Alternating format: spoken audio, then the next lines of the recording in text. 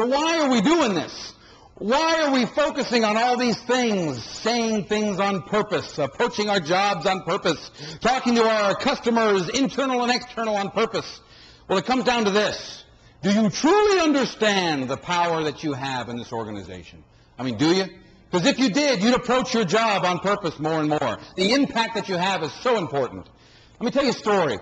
I'm a frequent flyer with American Airlines. Anybody else? American Airlines?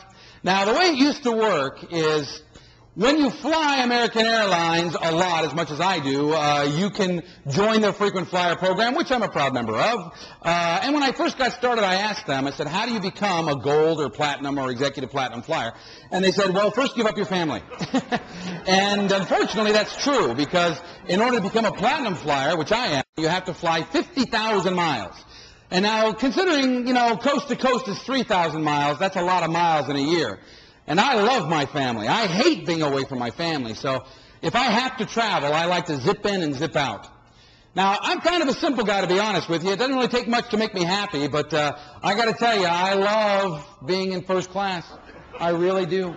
I'm sorry if that makes me a snob, but it's just nothing. Well, I'll tell you what. I mean, how would you describe first class? See, the way I describe first class is, this is coach, this is first class. Coach, first class. I don't think you're hearing me. Coach, first class. I'm a big guy. I know. I'm shaped like a dad. I know. I'm that large guy walking down the aisle, and you're looking at me going, please don't sit by me, please don't sit by me, please don't sit by me. I know. I see ya. See ya. So I love getting bumped up to first class. And I got to tell you, when I first got started and became a platinum flyer, they used to send us stickers. And the way it works is, as a perk for flying so much, they would give you these stickers. And the long ones were good for 1,000 miles. The short ones were good for 500 miles. So depending on how far you were flying, it took that many stickers. Now, I would fly from Dallas to Boston every other week. Week on, week off. It was very hard, but I was paying my dues. That's a good flight to get upgraded on. 3.5 hours. It's wonderful. It's marvelous. I absolutely loved it. And I would bring my stickers. It was always a long and a short sticker. So I always look forward to Boston because, 3.5 hours first class. I get to see comfortably. I'm excited. Well, I'm coming home. It's 5 days of coaching, training. And it's 5 days of this energy. Can you imagine? So I'm dead tired. Well, how would you describe Logan Airport? It's a sea of humanity, isn't it? One of the world's largest airports. And I'm walking up to the line, and I know I'm going to pay a long and a short sticker. Evelyn, lovely Evelyn, is behind the counter. And it's my turn, and I go walking up. And I say, I give her my stuff, and I say, hello, Evelyn. Nothing.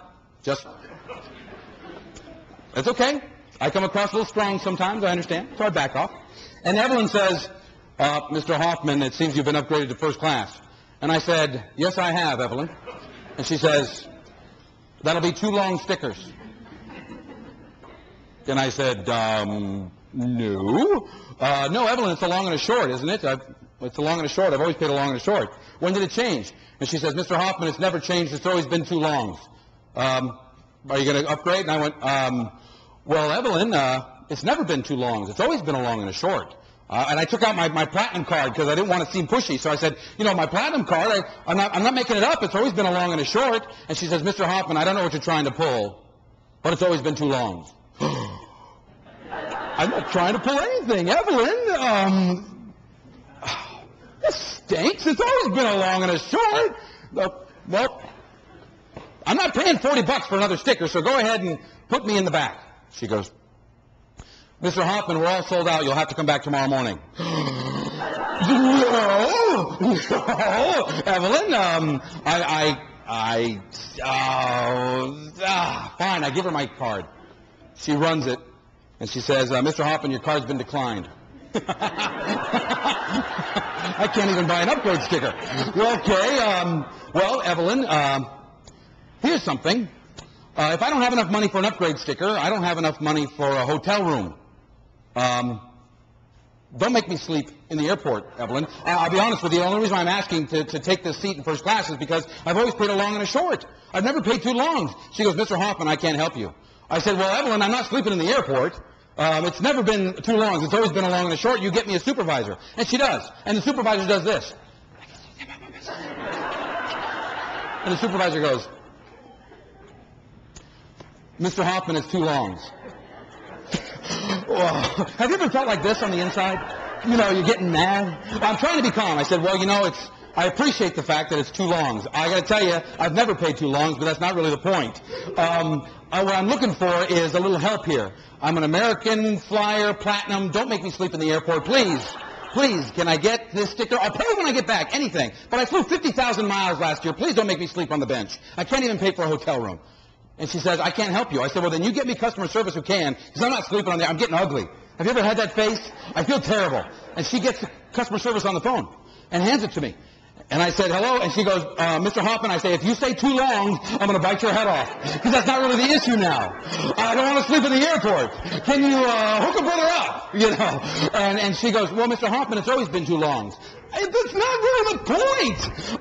Isn't there a grace mileage? I said, you know, how far is it from Dallas to Boston? I've never had to give up these stickers before. It's always been a long and a short. She goes, yes, we have a grace mileage of 50 miles. I said, well, how far is it from Dallas to Boston? She goes, let me look it up. 1,561 miles. And that's when I lost it in Logan Airport. I'm screaming at the top of my lungs. What? 11 miles? You busted my chops for 11 miles? We taxi at DFW for 11 miles. For crying out loud. You know what she said? All right, we'll give it to you. Yeah! So I'm going, oh, okay, fine. I'll tell you what. I'm never flying. I'm cutting up my card. Oh, I'm never flying this thing. You know, I'm Evelyn with her pictures. Like, oh, I grabbed Evelyn, shaved her head. Look, sixes, she's evil. Evil Evelyn. Ah, I was mad. I'm down in first class. You know they're talking to each other, too. They're just going, don't look at them. Just get them on the plane. Don't look. Welcome. Thank you. Welcome. And I'm sitting in first class. I'm mad. I'm waiting for someone to say something. Go ahead. Say something. Go ahead. I've never been so ugly in public. I feel terrible. And up comes Shirley. And Shirley says, Mr. Hoffman. I'm looking at her. She says, we hear there's been an altercation. Actually, we heard it all the way down here. Looking at her. She says, Mr. Hoffman, I cannot fathom what you had to go through to have that face. and I know these are your last 3 hours on American. I just want you to know that there's a management problem. There's probably going to be a walkout. And remember that strike they had about 10 years ago? This is how long I've been telling the story. It was right then. I didn't care. It doesn't matter to me, Shirley. I was treated so rudely, and I feel ugly. I feel terrible. Just get me home. I'm never flying again. That's what I wanted to say. She goes, I'm glad we have you for 3 hours. Do you know what she did for me for 3 hours? Everything.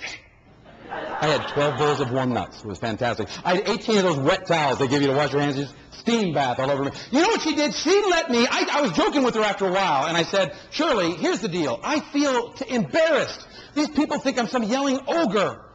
I lost it in the airport. I feel embarrassed. She let me open up the beverage cart in the back. I got to go in the back and go, hi, I'm Mike. I'm from first class. Who has a beverage? And they're going, woo! Mike from first class. All right. It was wonderful. I got off the plane that day waving the flag going, try to get upgraded if you can. It's fantastic. Here's the moral of the story. Who was Evelyn to me? Whose card was I cutting up? American Airlines. Who was Evelyn to me? Who did I vow never to fly again? American Airlines. Who was Evelyn to me? Everything she said, everything she did was everything American Airlines stood for. She didn't get it. She didn't know her power. She didn't know her place. Who was Shirley to me? American Airlines. Everything she said, everything she did was American Airlines. She got it. She used her skill sets to turn an angry customer around. Now, I am not their biggest customer. I have not spent the most money with them, but I guarantee you I've been with them as a platinum flyer for 10 years.